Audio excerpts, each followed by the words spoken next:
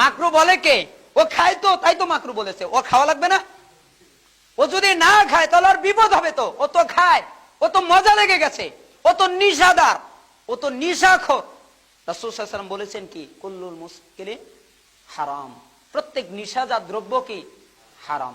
সেটা অল্প হোক আর বেশি হোক, যেই বস্তু বেশি খেলে বিবেকের ক্ষতি হয় ওর অল্পটা কি হারাম।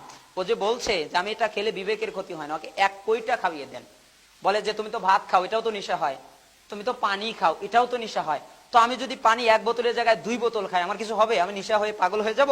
আমি যদি ভাত 1 প্লেটের জায়গায় 2 প্লেট খাই আমার এই বুদ্ধি সেন্স হারিয়ে যাবে, জ্ঞান হারিয়ে যাবে? ও তো পানির ভিতরে সামান্য একটু জর্দা নেয়, ওকে করে দেন, একটা কইটা দিয়ে দেন আর বলেন এটা খেয়ে নাও। তারপরে দেখি তার ব্রেন যদি ঠিক থাকে তাহলে বলা হবে না এটা হারাম না। আর যদি ব্রেন নষ্ট হয়ে যায় তাহলে এটা হারাম। কারণ যেই বস্তু বেশি খেলে বিবেক হারিয়ে যায়, বিবেক থাকে না, তার অল্পটাই হারাম।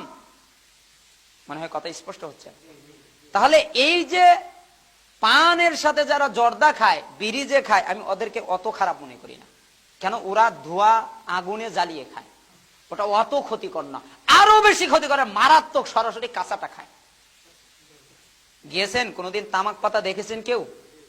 আমার দেখা সৌভাগ্য হয়েছে, আমি কাজও করেছি আমার পিতার সাথে।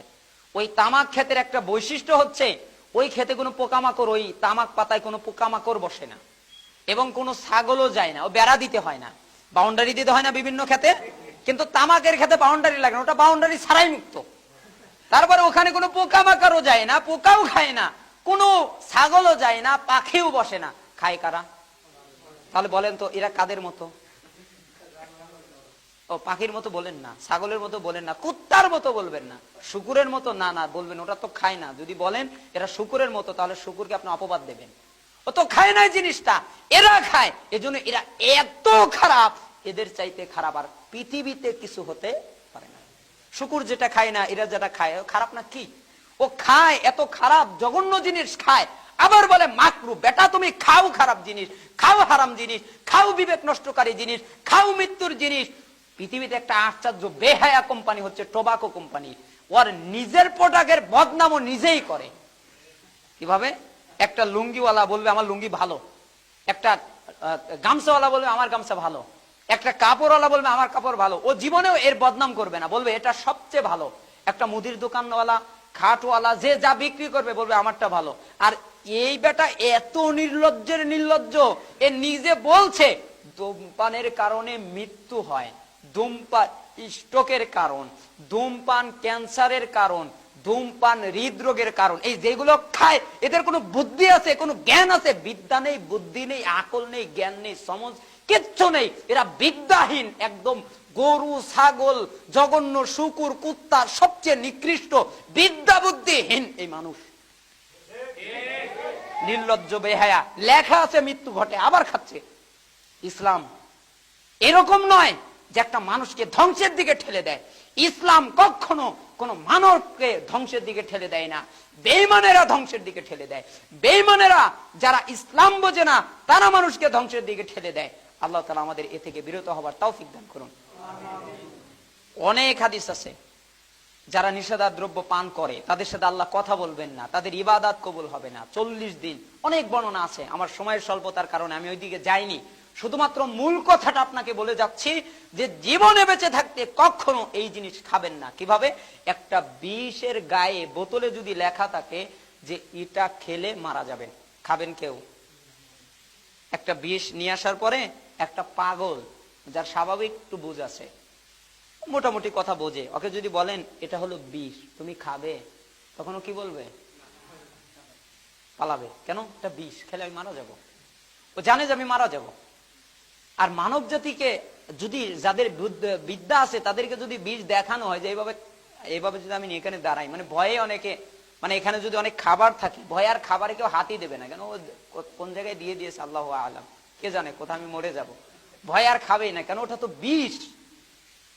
খাবে কে? একটা পাগলকে যদি বলেন, যার কোনো বিদ্যা নাই, বুদ্ধি নাই, জ্ঞান নাই, কিচ্ছু নাই, পাগল, তাকে বললেন এটা বিষ, ও বলবে বিষ আবার কি? ও মনে করবে এটা মধু, খেয়ে নেবে, কিন্তু কি করবে? মরে যাবে। তাহলে যার পাগল, কোনো বিদ্যা বুদ্ধি নেই, এই বিড়ি, সিগারেট, জর্দা, গুল, তামাক এগুলো যারা খায় ওরা ওদের মতো, বরঞ্চ এদের চেয়ে আরো খারাপ। যারা নিজের ভালো নিজে বুঝতে পারে না, আল্লাহ তাআলা আমাদের হেফাজত করুন। এই জন্য রাসূলুল্লাহ সাল্লাল্লাহু আলাইহি ওয়াসাল্লাম বলেছেন, নিঃসন্দেহে হালাল স্পষ্ট, হারাম স্পষ্ট, এর মাঝামাঝি সন্দেহজনক বিষয়, আর তোমরা সন্দেহজনক বিষয় এড়িয়ে চলবে। কারণ যে ব্যক্তি সন্দেহজনক বিষয়ে ঢুকবে ও হারামেই ঢুকবে, আর যে ব্যক্তি সন্দেহজনক বিষয় থেকে বিরত থাকবে সে তার সম্মান, সে তার দিন নিরাপদ রাখবে। এরপরে শেষ বাক্যে রাসূল সাল্লাল্লাহু আলাইহি ওয়াসাল্লাম বললেন, আলা ওয়া ইন্না ফিল জাসাদি মুদগাহ ইযা সালাহাত সালাহাল জাসাদু কুল্লু ওয়া ইযা ফাসাদাত ফাসাদাল জাসাদু কুল্লু আলা ওয়া হিয়াল কলব। প্রত্যেক আদম সন্তানের দেহের ভিতরে একটা গোশতের টুকরা থাকে, ওইটা যদি খারাপ হয়ে যায় তাহলে ওই আদমের সমস্ত আমল আখলাক সব খারাপ হয়ে যায়, আর ওটা যদি ভালো হয়ে যায় তার আদব আমল আখলাক সব ভালো হয়ে যায়। আলা ওয়া হিয়াল কলব, আর সেটা হলো অন্তর, হৃদয়। তো তাও বিপদে বললে আল্লাহর কাছে চাইতো, আর এই মুসলমান তো আরো অধঃপতন, এরা বিপদে বললে বাবার কাছে চাইতে হয়। মক্কার মুশরিকরাও বিপদে বললে কখনো কোনো এরাদের বলা হইতো, সূরা জুমার দেখবেন 3 নম্বর আয়াত, যে আচ্ছা তোমরা এই মূর্তিদের কাছে চাও কেন, এই মূর্তি কি কিছু দিতে পারে? এটা নেককার ব্যক্তিরা ছিল, ওদের নামে মূর্তি বানানো হয়েছে, আমরা জানি এর মাধ্যমে আল্লাহর কাছে চাইলে আল্লাহ দান করবেন, এই জন্য ইনি নেককার ব্যক্তি আর ওসিলায় আল্লাহর কাছে চাই। এজন্য এই ওসিলাটাই মুশরিকদের নীতি। ওসিলা ধরা, বান্দা এবং আল্লাহর মাঝখানে কোনো ওসিলা দেওয়া, যারা ওসিলা নির্ধারণ করে এরা নিঃসন্দেহে কাফের। আমরা কোনো কাবিরা গুনাহগারীকে কাফের বলি না, যারা কাফের ওদেরকেই কাফের বলি। যারা কাবিরা গুনাহগার, কাবিরা গুনাহ করে এদের কাফের বলি না, কারণ আমরা ওই আকীদার নয়, আমরা খারিজি নয়।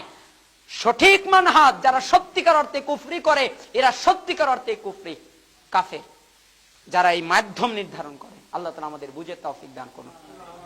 যে কথা বলছিলাম, তাহলে সালাত হচ্ছে নূর, সাদাকা হলো দলিল, আর সবর হচ্ছে আমাদের আলো।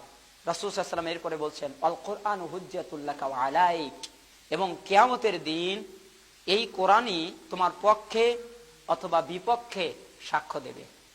তুমি যদি কোরআন অনুযায়ী চলো তাহলে কোরআন তোমার পক্ষে, আর তুমি যদি কোরআন অনুযায়ী না চলো তাহলে কোরআন তোমার বিপক্ষে সাক্ষ্য দেবে। কুল্লুন নাসি ইয়াগদু ফাবাইন নাফসাহু ফামুতিকা ওয়া মুবিকুহা।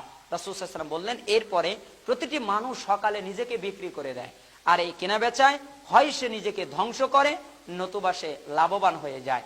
অর্থাৎ সে এই সকালবেলা উঠে হয় শয়তানের কাছে তাকে বিক্রি করে দেয়, নতুবা সে আল্লাহ তাআলার কাছে বিক্রি করে দেয়। শয়তানের কাছে বিক্রি করে দিলে ধ্বংস, আর আল্লাহ তাআলার কাছে বিক্রি করে দিলে সে লাভবান। আল্লাহ তাআলা আমাদের বুঝে তৌফিক দান করুন।